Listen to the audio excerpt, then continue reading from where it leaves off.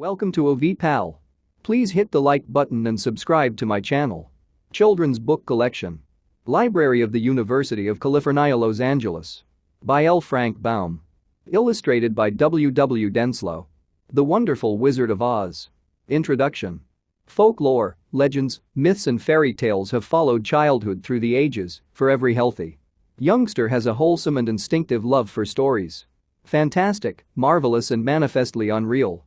The winged fairies of Grimm and Andersen have brought more happiness to childish hearts than all other human creations.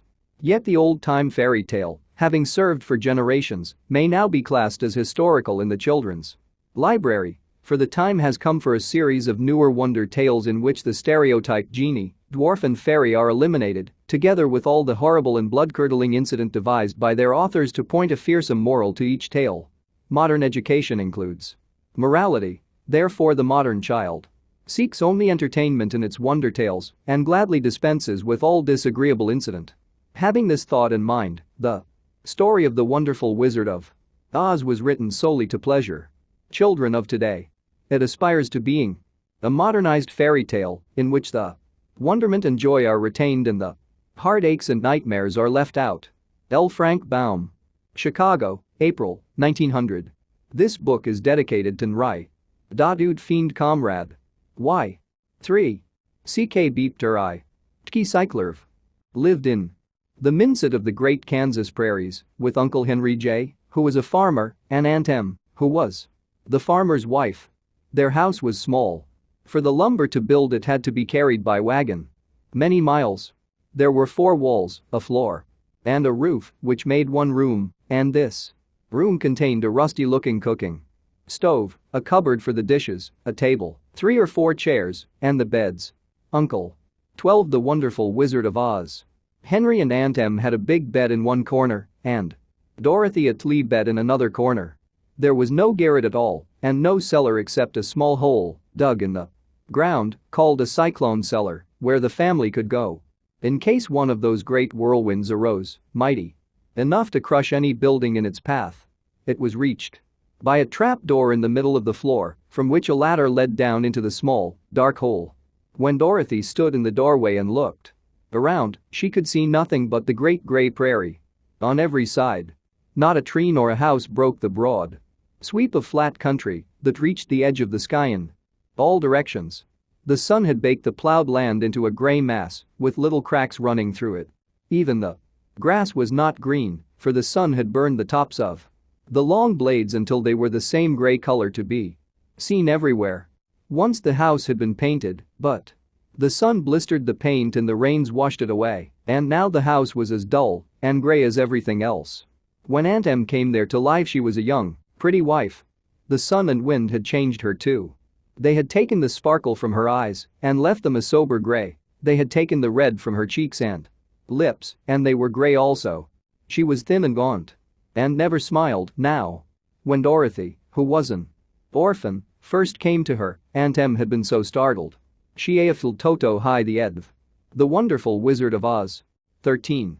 By the child's laughter, that she would scream and press her hand upon her heart whenever Dorothy's merry voice reached her ears, and she still looked at the little G. Earl with wonder that she could find anything to laugh at. Uncle Henry never laughed. He worked hard from morning till night and did not know what joy was. He was gray also, from his long beard to his rough boots, and he looked stern and solemn and rarely spoke. It was Toto that made Dorothy laugh and saved her from growing as gray as her other surroundings. Toto was not gray. He was a little black dog with long silky hair and small black eyes that twinkled merrily on either side of his funny wee nose. Toto played all day long, and Dorothy played with him and loved him dearly. Today, however, they were not playing. Uncle Henry sat upon the doorstep and looked anxiously at the sky, which was even grayer than usual.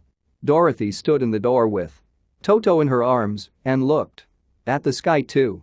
Aunt M was washing the dishes. From the far north they heard a low wail on the wind, and Uncle Henry and Dorothy could see where the long grass bowed in waves before the coming storm. There now came a sharp whistling in the air from the south, and as they turned their eyes that Way they saw ripples in the grass coming from that direction also. Suddenly Uncle Henry stood up. "There's a cyclone coming, he called to his wife. "I'll go look after the stock." Then hear toward the sheds where the cows and horses were kept. Aunt Em dropped her work and came to the door. One glance told her of the danger close at hand. "Quick, Dorothy!" she screamed, "run for the cellar." Toto jumped out of Dorothy's arms and hid under the bed, and the girl started to get him. Aunt Em, badly frightened, threw open the trap door in the floor and climbed down the ladder into the small, dark hole. Dorothy caught Toto at last and started to follow her aunt. When she was halfway across the room there came a great shriek from the wind, and the house shook so hard that she lost her footing and sat down suddenly upon the floor. A strange thing then happened. The house whirled around 2 or 3 times and rose slowly through the air. Dorothy felt as if she were going up in a balloon. The north and south winds met where the house stood and made it the exact center of the cyclone. And the wonderful Wizard of Oz. 15 Middle of a cyclone, the air is generally still, but the great pressure of the wind on every side of the house raised it up higher and higher until it was at the very top of the cyclone, and there it remained and was carried miles and miles away as easily as you could carry a feather. It was very dark and the wind howled horribly around her, but Dorothy found she was riding quite easily. After the first few whirls around and one other time when the house tipped badly, she felt as if she were being rocked gently, like a baby in a cradle. Toto did not like it. He ran about the room, now here, now there, barking loudly, but Dorothy sat quite still on the floor and waited to see what would happen. Once Toto got too near the open trap door and fell in, and at first the little girl thought she had lost him. But soon she saw one of his ears sticking up through the hole. For the strong pressure of the air was keeping him up so that he could not fall. She crept to the hole, caught Toto by the ear, and dragged him into the room again, afterward closing the trap door so that no more accidents could happen. Hour after hour passed away, and slowly Dorothy got over her fright, but she felt quite lonely, and the wind shrieked so loudly all about her that she nearly became deaf. At first she had wondered if she would be dashed to pieces when the house fell again, but as the hours passed and nothing terrible happened, she stopped worrying and I6 the wonderful Wizard of Oz resolved to wait calmly and see what the future would bring. At last she crawled over the swaying floor to Herb and lay down upitnd. Toto followed and lay down beside her. In spite of the swaying of the house and the willing of the wood, Dorothy soon closed her eyes and fell fast asleep. She was awakened by a shock so sudden and severe that if Dorothy had not been lying on the soft bed she might have been hurt. As it was, the jar made her catch breath and wonder what had peened, and Toto put his cold little nose into her face and whined dismally. Dorothy sat up and noticed that the house was not moving, nor was it dark, for the bright sunshine came in at the window, flooding the little room. She sprang from her bed and, with Toto at her heels, ran and opened the door. The little girl gave a cry of amazement and looked 20 the wonderful Wizard of Oz about her, her eyes growing bigger and bigger at the wonderful sights she saw. The cyclone had set the house down very gently for a cyclone in the midst of a country of marvelous beauty. There were lovely patches of green sward all about, with stately trees bearing rich and luscious fruits. Banks of gorgeous flowers were on every hand, and birds with rare, nine and brilliant plumage sang and fluttered in the trees and bushes. A little way off was a small brook, rushing and sparkling along between green banks and murmuring in Avis, very grateful to a little girl who had lived so long on dry, gray prairies. While she stood looking eagerly at the strange and beautiful sights, she noticed coming toward her a group of the queerest people she had ever seen. They were not as big as the grown folk she had always been used to, but neither were they very small. In fact, they seemed about as tall as Dorothy, who was a well-grown child for her age, although they were, so far as looks go, many years older. 3 were men and 1 a woman, and all were oddly dressed. They wore round hats that rose to a small point a foot above their heads, with little bells around the brims that tinkled sweetly as they moved. The hats of the men were blue. The little woman's hat was white, and she wore a white gown that hung in plaits from her shoulders. Over it were sprinkled little stars that glistened in the sun like diamonds. The men were dressed in blue, of the same. I am the Witch of the North, the wonderful Wizard of Oz. 21. Hate as their hats and wore well-polished boots with a deep roll of blue at the tops. The men, Dorothy thought, were about as old as Uncle Henry, for two of them had beards. But the little woman was doubtless much older, her face was covered with wrinkles, her hair was nearly white, and she walked rather stiffly. When these people drew near the house where Dorothy was standing in the doorway, they paused and whispered among themselves, as if afraid to come farther.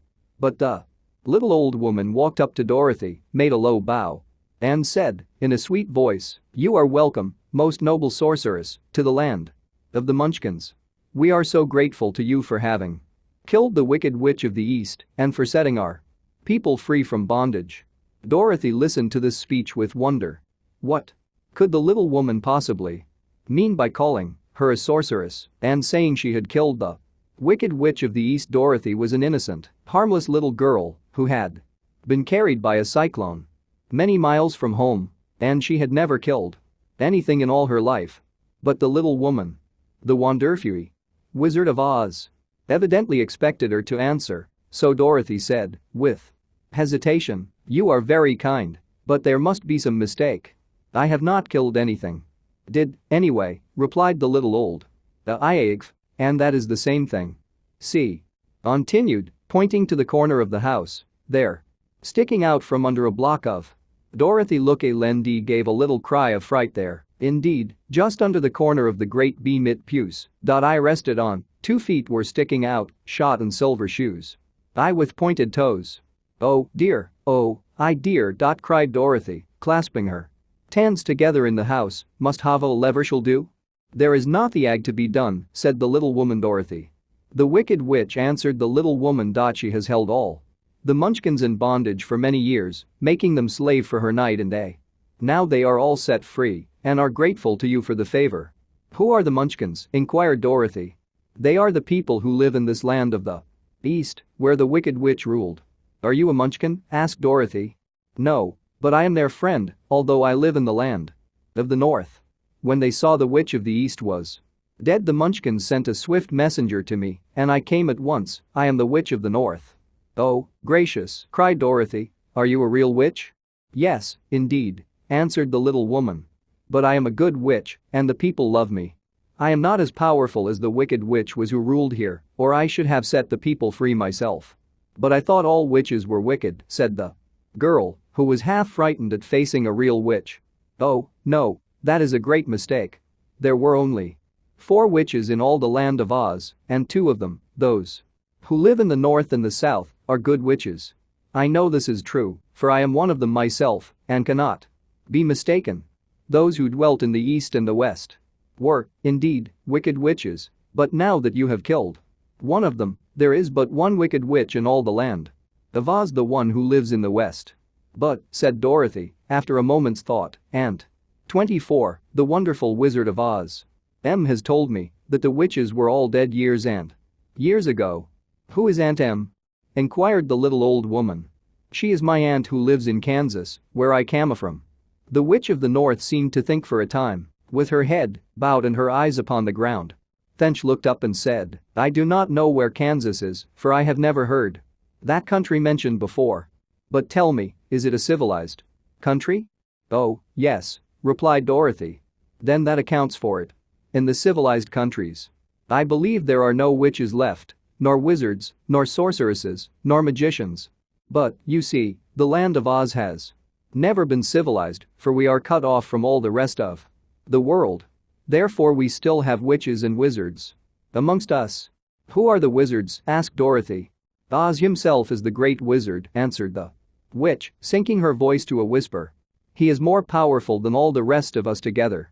He lives in the city of emeralds." Dorothy was going to ask another question, but just then the Munchkins, who had been standing silently by, gave a loud shout and pointed to the corner of the house where the Wicked Witch had been lying. "The wonderful Wizard of Oz." "What is it?" asked the little old woman, and looked and began to laugh. The feet of the dead witch had disappeared entirely, and nothing was left but the silver shoes. "She was so old," explained the Witch of the North, that she dried up quickly in the sun. That is the end of her. But the silver shoes are yours, and you shall have them to wear. She reached down and picked up the shoes and, after shaking the dust out of them, handed them to Dorothy. The Witch of the East was proud of those silver shoes, said one of the Munchkins, and there is some charm connected with them, but what it is we never knew. Dorothy carried the shoes into the house and placed them on the table. Then she came out again to the Munchkins and said, I am anxious to get back to my aunt and uncle, for I am sure they will worry about me. Can you help me find my way? The Munchkins and the witch first looked at one.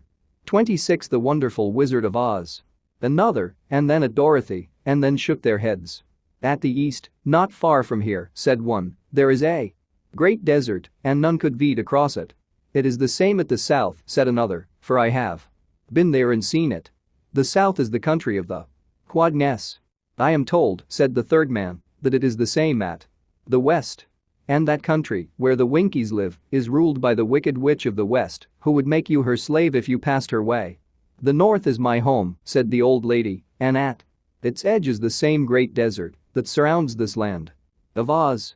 I'm afraid, my dear, you will have to live with us. Dorothy began to sob at this, for she felt lonely among all these strange people. Her tears seemed to grieve the kind-hearted Munchkins, for they immediately took out their handkerchiefs and began to weep also. As for the little old woman, she took off her cap and balanced the point on the end of her nose while she counted 1, 2, 3 in a solemn voice. At once the cap changed to a slate on which was written in big, white chalk marks, let Dorothy go to the City of Emeralds.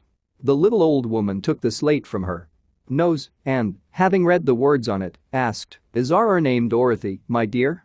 XN.V4 Fee. The Wonderful Wizard of Oz. 27. Yes, answered the child, looking up and drying her tears. Then you must go to the City of Emeralds. Perhaps Oz will help you. Where is this city? Asked Dorothy. It is exactly in the center of the country and is ruled by Oz, the great wizard I told you of. Is he a good man? Inquired the girl, anxiously. He is a good wizard. Whether he is a man or not, I cannot tell, for I have never seen him. How can I get there? Asked Dorothy. You must walk. It is a long journey, through a country that is sometimes pleasant and sometimes dark and terrible. However, I will use all the magic arts I know of to keep you from harm. Won't you go with me? Pleaded the girl, who had begun to look upon the little old woman as her only friend. No, I cannot do that, she replied, but I will give you my kiss, and no one will dare injure a person who has been kissed by the Witch of the North. She came close to Dorothy and kissed her gently on the forehead where her lips touched the girl. They left a round, shining mark, as Dorothy found out soon after. The road to the City of Emeralds is paved with yellow brick, said the witch, so you cannot miss it. When you get to Oz, do not be afraid of him, but tell your story and ask him to help you. Goodbye, my dear. The Wonderful Wizard of Oz. The three Munchkins bowed low to her and wished her a pleasant journey, after which they walked away through the trees. The witch gave Dorothy a friendly little nod, whirled around on her left heel 3 times, and straightway disappeared, much to the surprise of little Toto, who barked after her loudly. Why enough when she had gone, because he had been afraid even to growl while she stood by. But Dorothy, XNMing her to be a witch, had expected her to disappear in just that way, and was not surprised in the least. Chapter 3. How Doric Ved. The Severcrow. 1. Dorothy was left alone. She began to feel hungry. So she went to the cupboard and cut herself some bread, which she spread with butter. She gave some to Toto, and taking a pail from the shelf she carried it down to the little brook and filled it with clear sparkling water. Toto ran over to the trees and began to bark at the birds sitting there. Dorothy went to get him and saw such delicious fruit hanging from the branches that she gathered some of it, finding it just what she wanted to help out her breakfast. Then she went back to the house and, having helped 32 the Wonderful Wizard of Oz herself and Toto to a good drink of the cool, clear water, she set about making ready for the journey to the City of Emeralds. Dorothy had only one other dress, but that happened to be clean and was hanging on a peg beside her bed. It was gingham, with checks of white and blue, and although blue was somewhat faded with many ashings, it was still a pretty frock. The girl washed herself carefully, dressed herself in the clean gingham, and tied her pink sunbonnet on her head. She took a little basket and filled it with bread from the cupboard, laying a white cloth over the top. Then she looked down at her feet and noticed how old and worn her shoes were. "They surely will never do for a long journey, Toto," she said. And Toto looked up into her face with his little black eyes and wagged his tail to show he knew what she meant. At that moment Dorothy saw lying on the table the silver shoes that had belonged to the Witch of the East. "Wonder if they will fit me," she said to Toto. "They will be just the thing to take a long walk in, for they'll not wear out." She took off her old leather shoes and tried on the silver ones, which fitted her as well as if they had been made for her. Finally she picked up her basket. The Wonderful Wizard of Oz. 33. "Come along, Toto," she said, "we will go to the Emerald City and ask the Great Oz how to get back to Kansas again." She closed the door, locked it, and put the key carefully in the pocket of her dress. And so, with Toto trotting along soberly behind her, she started on her journey. There were several roads nearby, but it did not take her long to find the one paved with yellow brick. Within a short time she was walking briskly toward the Emerald City, her silver shoes tinkling merrily on the hard, yellow roadbed. The sun shone bright, and the birds sang sweet. And Dorothy did not feel nearly as bad as you might think. A little girl who had been suddenly whisked away from her own country and set down in the midst of a strange land. She was surprised, as she walked along, to see how pretty the country was about her. There were neat fences dotted the sides of the road, painted a dainty blue color, and beyond them were fields of grain and vegetables in abundance. Evidently the Munchkins were good farmers and able to raise large crops. Once in a while she would pass a house, and the people came out to look at her and bow low as she went by, for everyone knew she had been the means of destroying the wicked witch and setting them free from bondage. The houses